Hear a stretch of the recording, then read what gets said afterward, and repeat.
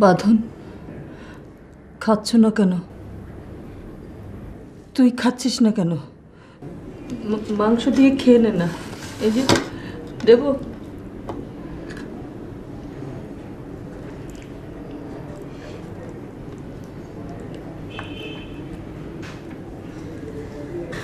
খেতে ইচ্ছে করছে না।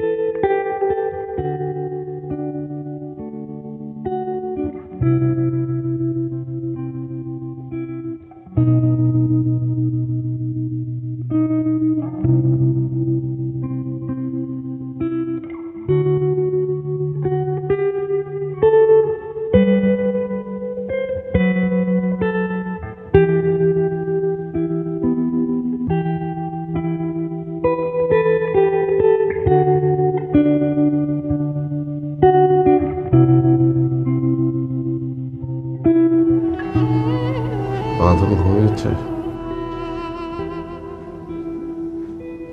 তুমি অনেক আদর করতে বলে মেয়ে যাতে আদর আদরে নষ্ট হয়ে না যায়, আমি সব সময় ওদেরকে কড়া শাসনে রাখতাম। আমার মেয়ে বুঝতেই পারেনি কোনোদিন মায়ের ভালোবাসাটা কি জিনিস। আমি একটা দেয়াল তুলে রেখেছিলাম। ও কি মনে করছে আমি ওর সত্যি মানা? আমি আমি ওর সত্যি মানে এটাই ভাবছে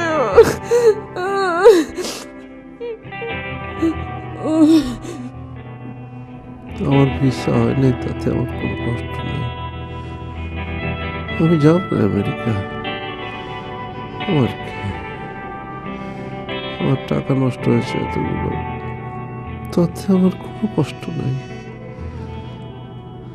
বাঁধন আমাদের মেয়ে না, তাতে আমার কিছু চাই আসে না। কিন্তু মেয়েটা কি কষ্টটা পাচ্ছে, কি কষ্ট তার বুকের ভেতরে, এটা তো আমি সহ্য করতে পারছি না। ছোটবেলা থেকে সব কষ্টের কথা আমাদের বলতো, আমাদের সাথে শেয়ার করতো। আজকে আমরাই তার কষ্টের কারণ। সে কার কাছে যাবে, কাকে বলবে কষ্টের কথা? আমরা তো তোর সেই বাবা মাই আছি রে। ও কাগজে কলমে কি বললো তাতে কি এসে যায়? আমরাই তো তোর বাবা মা, তুই তো আমাদের সন্তান।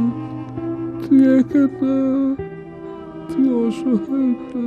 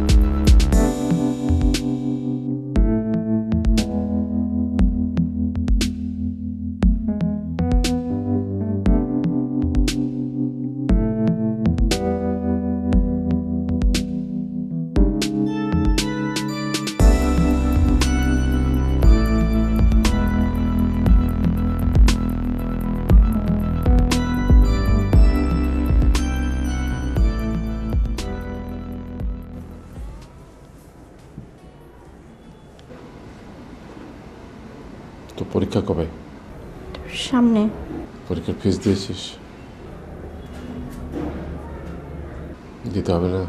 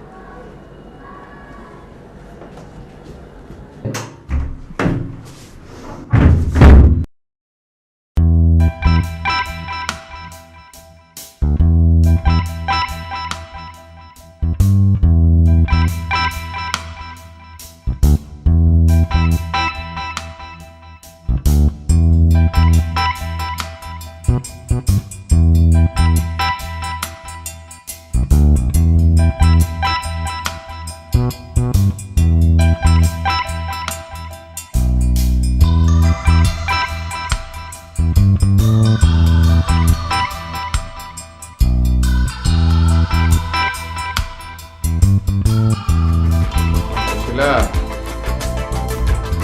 শিলা, আসছে আব্বু। বাদল কি করছে? আপু মনে হয় বাথরুমে গেছে। আমার কেমন শীত শীত লাগছে। আমাদের কাঁথা দুটো তো মা রোদ দিয়েছে। তাহলে বাদল কাঁথাটা নিয়ে এত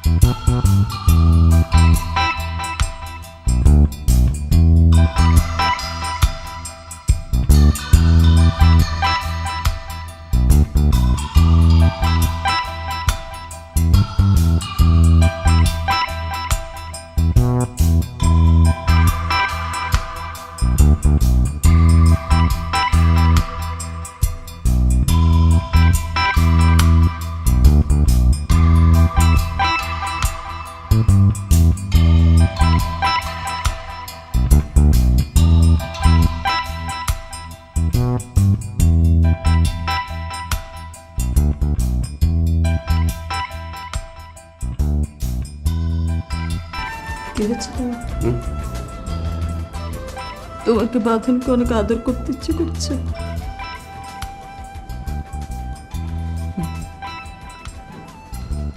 তো ওর কাছে যাচ্ছ না কেন? কালকে ওর কাছে যেটা স্বাভাবিক মনে হতো আজকে হয়তো অন্যরকম লাগবে। কি বলছো তুমি এসব? ও আমাদের মেয়ে না, ওকে কেন তুমি দূরে ঠেলে দিচ্ছ? আমি তো দূরে ঠেলছি না, পরিস্থিতি ওকে দূরে ঠেলে দিচ্ছে।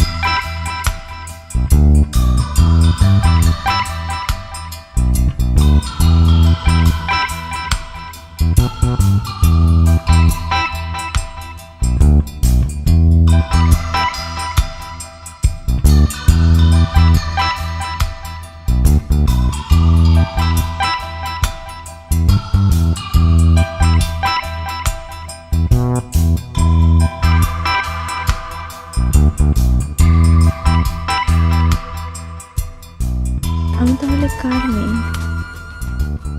আব্বু আম্মু কি জানতো যে আমি তাদের মেয়ে না?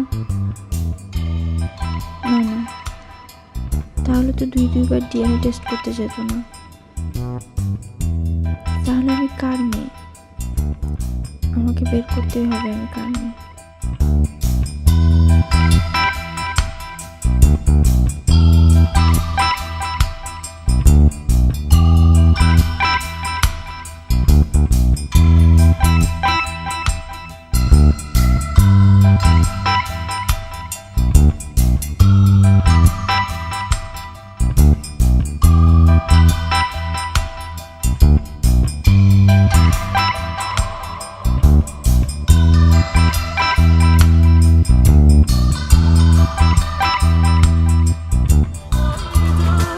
রেহানা, তুই ছিলি না তখন? তুই তো একদম বাঁধনের জন্মের সময় ওখানেই ছিলি। সিজারের পর বাচ্চাটাকে কতক্ষণ? 2-3 ঘন্টায় তো ওই যে বেবি কেয়ারের ওখানে রেখেছিল, তাই না? তারপর আমাকে বেডে দিয়ে দিল না। আর এখন এসব কি বলছে দেখ। বুঝছি তো, তুইও জানিস, আমিও জানি, আমরা সবাই জানি, কিন্তু ওই কি ডিএনএ ফিএনএ কি একটা। আমি এগুলো আসলে বিশ্বাস করি, আমার এগুলো আমি বিশ্বাস করতেছি। আমার বাঁধন আমার। ম্যাডাম, আমার মানে জন্মের ফাইলপত্র ঘাটাঘাটি করে, কাগজপত্র ঘাটাঘাটি করে আমি জানতে পেরেছি যে আপনার আন্ডারে আমার সিজার হয়েছিল। আমি হসপিটালে গিয়েছি, ওখান থেকে আপনার ঠিকানাটা আমাকে দিয়েছে। আপনার কাছে আমার একটাই প্রশ্ন, মানে একটা বিষয় আমি আপনার কাছে জানতে চাইছি, সেদিন এমন কি হয়েছিল আজকে আমাকে এই সিচুয়েশনটা ফেস করতে হইতেছে? আপনি একটু আমাকে বলেন ম্যাডাম। শোনো মা, 22 বছর আগে তোমার মা সিজারিং করেছে। আজ 22 বছর আগের কথা আমার কিছুই মনে নেই, স্পেশালি করে তোমার কথা। এখন আমি কি করে বলি? যেহেতু ডিএনএ টেস্টে দুবার রেজাল্ট একই আসছে, তাহলে তুমি ধরে না তাদের সন্তান না। এখন প্রশ্ন হলো, এই ঘটনাটা হলো কি করে? সম্ভবত বেবি কেয়ার অনিচ্ছাকৃতভাবে তুমি চেঞ্জ হয়ে গেছো। জন্মের পর প্রতিটি শিশুকেই একই রকম দেখায়, যার যার হাতে মনে করো ট্যাগ লাগানো থাকে, নাম্বার লাগানো থাকে। সে নাম্বার হয়তো তোমার হাত থেকে খুলে পড়ে গেছে, এর জন্য তুমি চেঞ্জ হতে পারো। অনেক সময় ছেলে মেয়ে অনেকের আগ্রহ থাকে, হয়তো বা তারা চেঞ্জ করে ফেলেছে, এরকম কিছু একটা হবে। এখন কিভাবে তুমি চেঞ্জ হলে সেটা কিন্তু আমি বলতে পারবো না। এখন কথা হচ্ছে, তুমি তোমার মায়ের পেট থেকে আসছো কি আসছো না, সেটা কিন্তু বড় বিষয় না। তুমি যাদেরকে মা বাবা জেনে আসছো তাদেরকেই তুমি মা বাবা জানো। এই কি টেস্ট এই 22 বছর আগের কথা এসব তুমি ভেবো না। যদি তুমি এসব কথা চিন্তা করো তাহলে তুমি কোনো সাইডে খুঁজে পাবে না। আমি তোমার মুরব্বী হিসাবে, অ্যাজ ইট ইজ তোমার আন্টি হিসাবে আমি তোমাকে বলতেছি, যে মানুষটা তোমার আব্বা আম্মা তোমাকে এত লালন পালন করে বড় করলো, তুমি তাদেরকে মা বাবা জানো। এত কিছু ভাববার দরকার নেই, এত কিছু ভাবার সময় নেই। ঠিক আছে।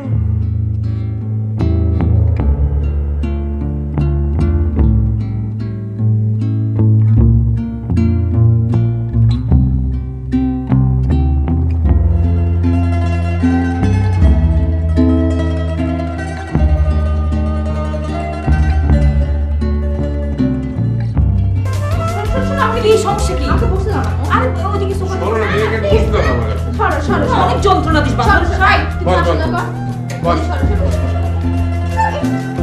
দুনিয়ার জায়গা। না না, আমি রান্না কি রান্না দেখি না, কি খেলা? আরে দাঁড়া, শিখে নি না।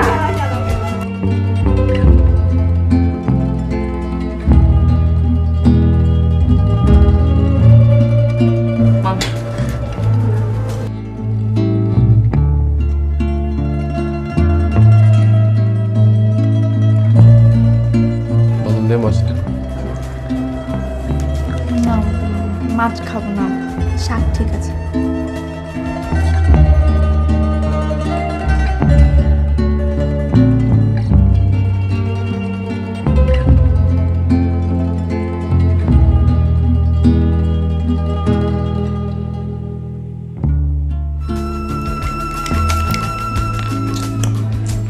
এটা হোক না, ছয় ছিল তো। না। কিসের ছয় ছিল? আর বাইরে পড়লে তো না, বাইরে পড়লে হবে না। আবার মার, দাদু, আবার মার, বাইরে পড়লে হয় হোক না একবার। না।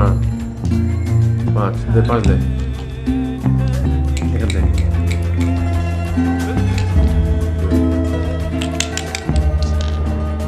ছক্কা। অসুবিধা নেই, বাইরে পড়লে কোনো অসুবিধা নেই। ছক্কা হয়েছে, হ্যাঁ। আবার মারা, আবার মা ছক্কা ঠিক, হ্যাঁ।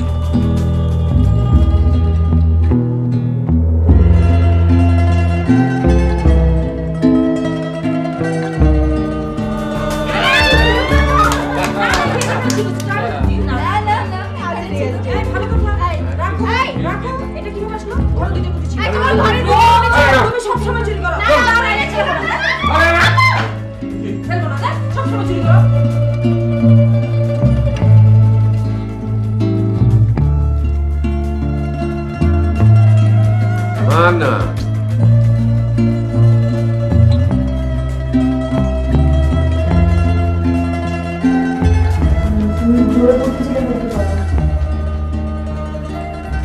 তোরা সবাই মিলে আমাকে করোনা করতেছিস কেন?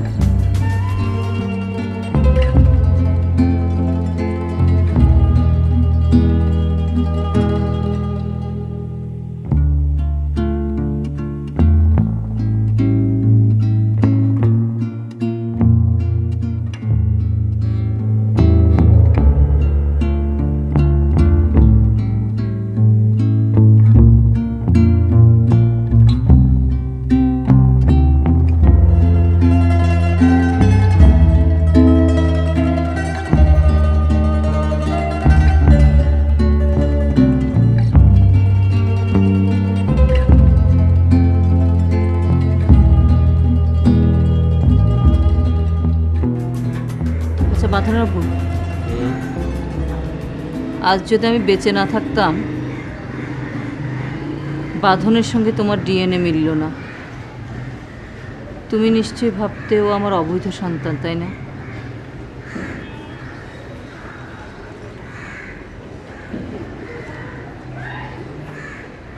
আল্লাহ যে কেন শেষ বয়সে আমাকে এত বড় শাস্তি দিলেন শুধু তিনিই জানেন। মেয়েটা কেমন যেন হয়ে গেছে।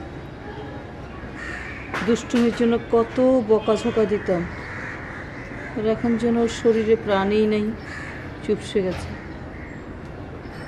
শোনো, বাঁধনের নামে যে ডিপিএস আছে সেটা ভাঙিয়ে ফেলতে হবে। কেন? এই ভিসা করতে গিয়ে, ডিএনএ টেস্ট করতে গিয়ে নানান ধার দেনা হয়ে গেছে, এগুলো শোধ করতে হবে। আর আমি ভাবছি বাসাটাও বদলাবো, এই এলাকায় বাসায় থাকবো না। কেন?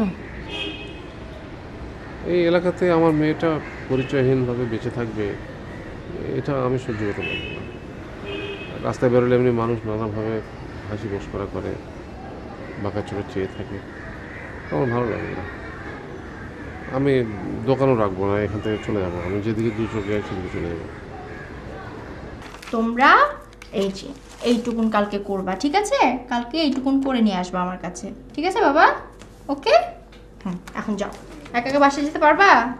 ওকে, এইবারে বাসায় যাও, যেয়ে ঘুমিয়ে পড়ো। যাও যাও, এটা না, এটা না।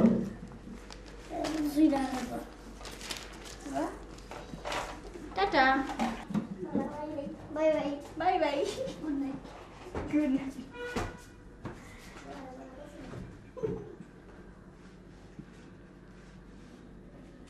বাঁধন, বাঁধন,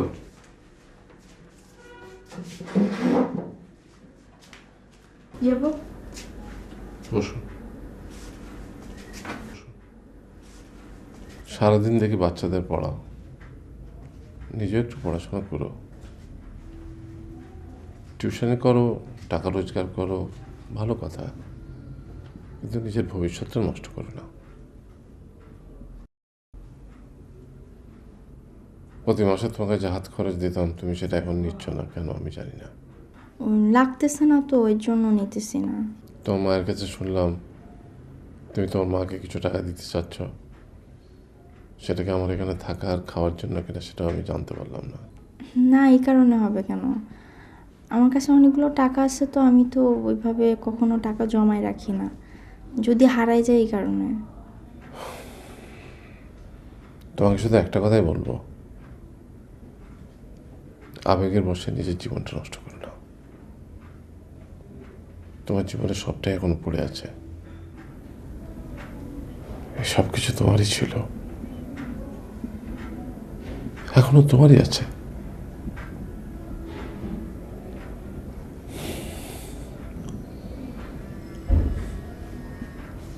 ঠিক আছে, যাও।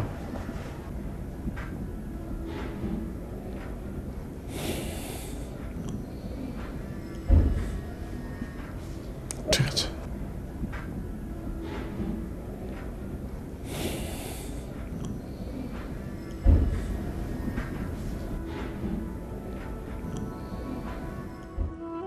আম্মু, ও আম্মু, কতদিন তুমি আমাকে জড়ায় ধরো না? কতদিন ধরে আমি তোমার ঘ্রাণ পাই না? আমাকে তুমি কতদিন ধরে বকো না আম্মু? আমাকে একটু বকবা? তোমার বকাকে আমি খুব মিস করি আম্মু।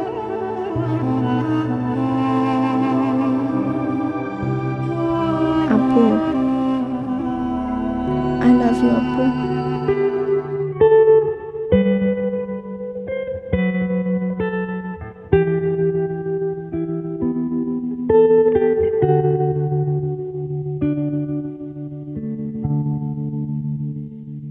আব্বু, কতদিন তোমার হাতে খাই না, কতদিন তুমি আমার মাথায় হাত রাখো না। আব্বু, আমাকে একটু ডাকো না আগের মতো, আমাকে একটু ডাকো, খুব মিস করি তোমার ডাক।